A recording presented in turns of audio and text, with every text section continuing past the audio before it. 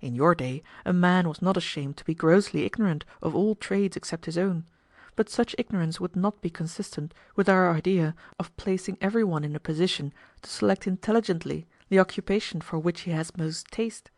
Usually, long before he is mustered into service, a young man has found out the pursuit he wants to follow, has acquired a great deal of knowledge about it, and is waiting impatiently the time when he can enlist in its ranks.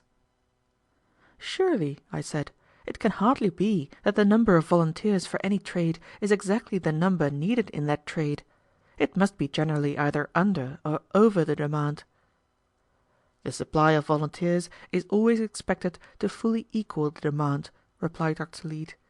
It is the business of the administration to see that this is the case. The rate of volunteering for each trade is closely watched.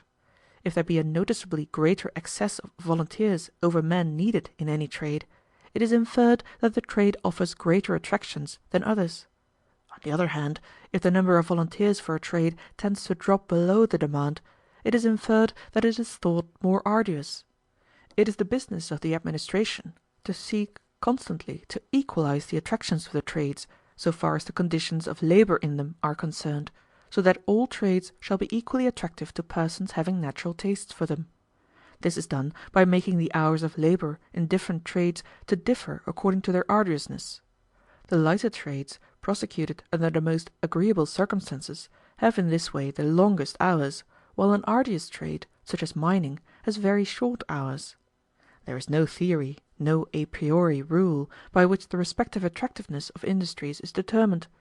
The administration, in taking burdens off one class of workers and adding them to other classes, simply follows the fluctuations of opinion among the workers themselves as indicated by the rate of volunteering.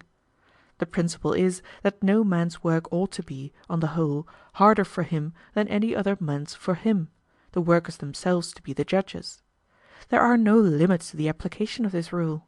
If any particular occupation is in itself so arduous and so oppressive that, in order to induce volunteers, the day's work in it had to be reduced to 10 minutes, it would be done.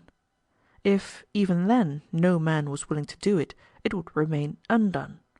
But, of course, in point of fact, a moderate reduction in the hours of labor, or addition of other privileges, suffices to secure all needed volunteers for any occupation necessary to men.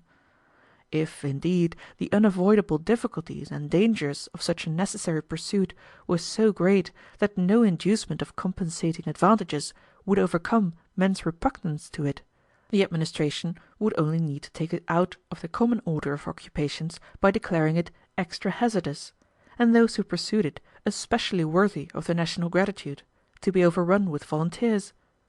Our young men are very greedy of honor and do not let slip such opportunities.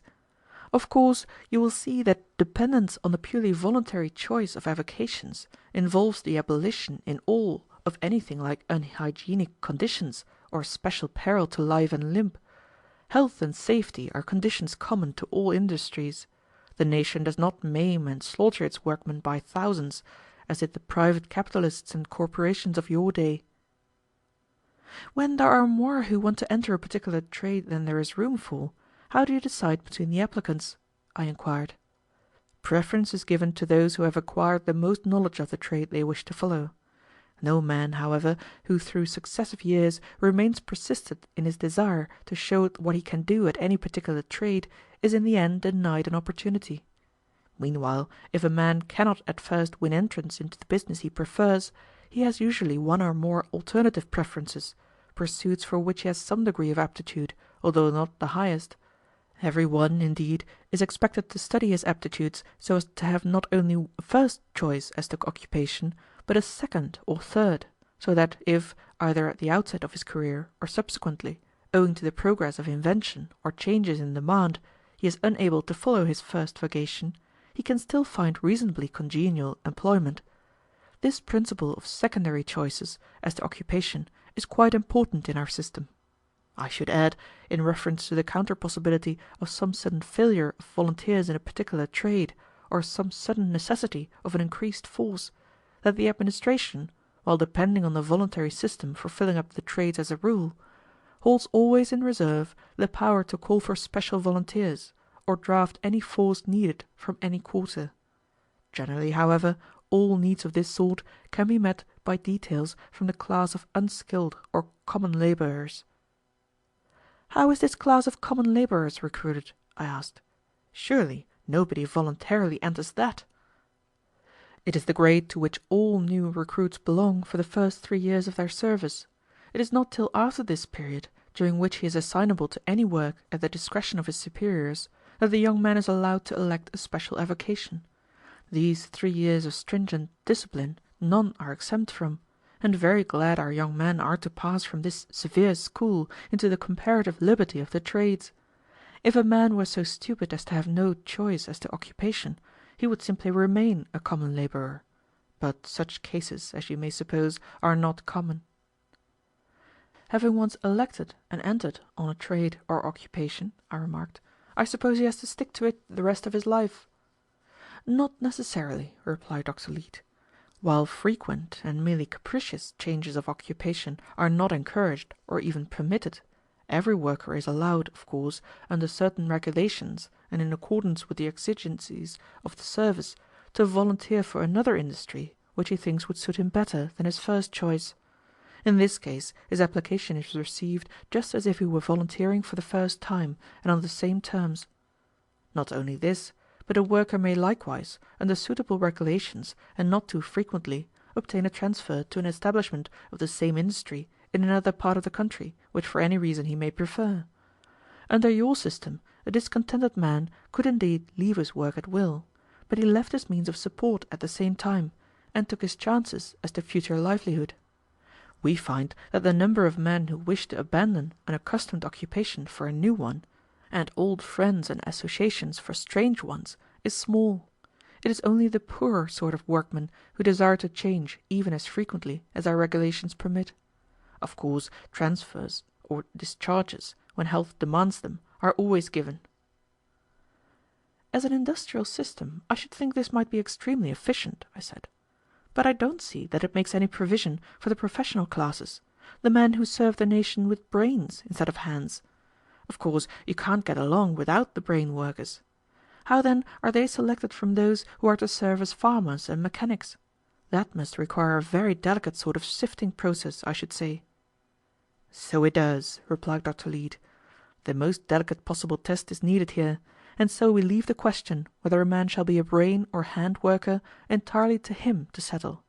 At the end of the term of 3 years as a common laborer, which every man must serve, it is for him to choose, in accordance to his natural tastes, whether he will fit himself for an art or profession, or be a farmer or mechanic. If he feels that he can do better work with his brains than his muscles, he finds every facility provided for testing the reality of his supposed bent, of cultivating it, and if fit, of pursuing it as his avocation. The schools of technology, of medicine, of art, of music, of histrionics, and of higher liberal learning are always open to aspirants without condition. Are not the schools flooded with young men whose only motive is to avoid work? Dr. Leete smiled a little grimly. No one is at all likely to enter the professional schools for the purpose of avoiding work, I assure you, he said. They are intended for those with special aptitude for the branches they teach, and any one without it would find it easier to do double hours at his trade than try to keep up with the classes.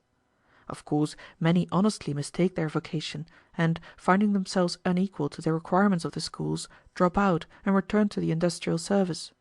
No discredit attaches to such persons, for the public policy is to encourage all to develop suspected talents which only actual tests can prove the reality of.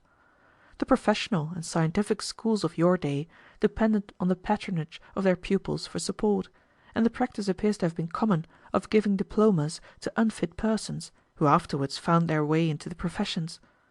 Our schools are national institutions, and to have passed their tests is a proof of special abilities not to be questioned. This opportunity for professional training, the doctor continued, remains open to every man till the age of 30 is reached, after which students are not received, as there would remain too brief a period before the age of discharge in which to serve the nation in their professions. In your day young men had to choose their professions very young, and therefore, in a large proportion of instances, wholly mistook their vocations. It is recognized nowadays that the natural aptitudes of some are later than those of others in